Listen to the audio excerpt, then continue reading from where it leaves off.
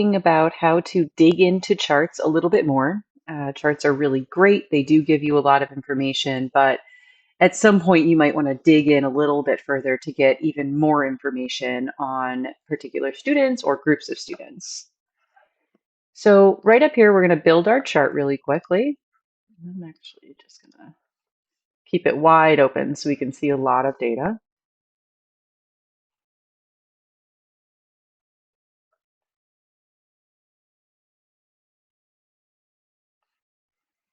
Okay, so we're going to go down and we're going to find our star data.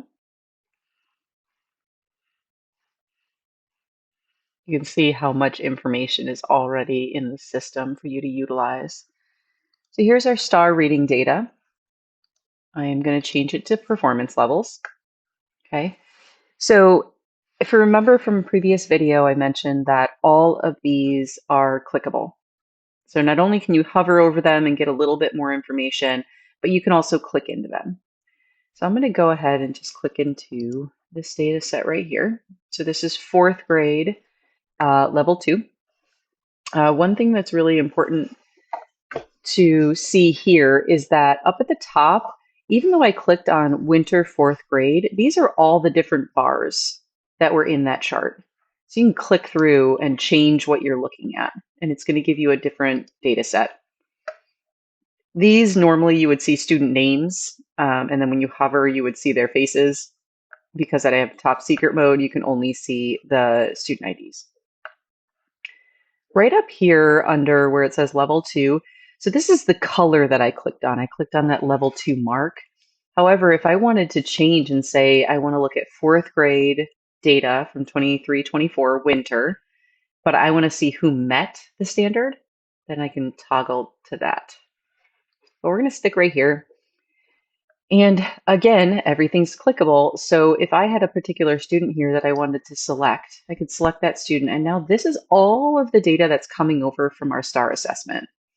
Percentile rank is listed here, so you can compare this percentile rank to the score that they received.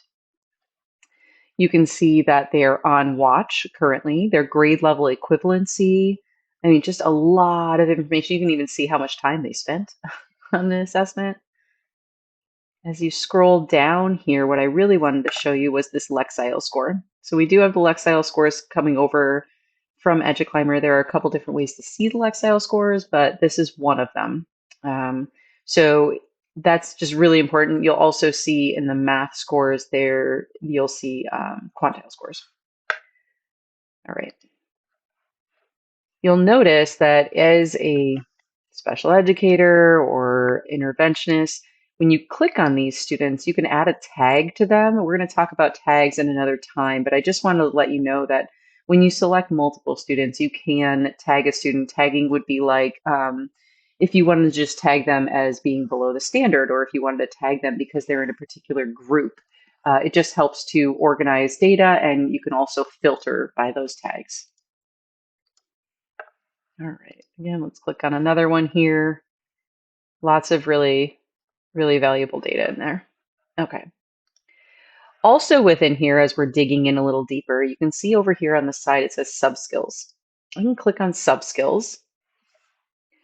Nothing here right now, but if you go over to bar charts, it's not going to show me all of the different subskills that we assessed. So we're looking at students in fourth grade. There's their winter, there's their spring. You'll notice it's gray. Anytime you see a gray bar, it means that this color band does not match this formatting. So you can select here and we can change it. I'm going to change this one to star with percent mastery. And now we have our color band. Okay.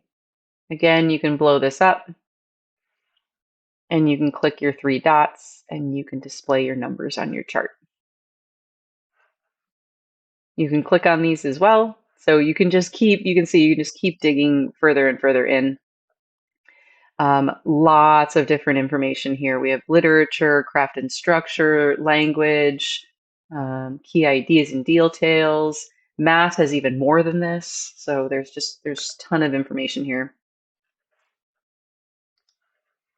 So that's all we're going to go over for digging in at this point in time. As always, if you have any questions, never hesitate to reach out.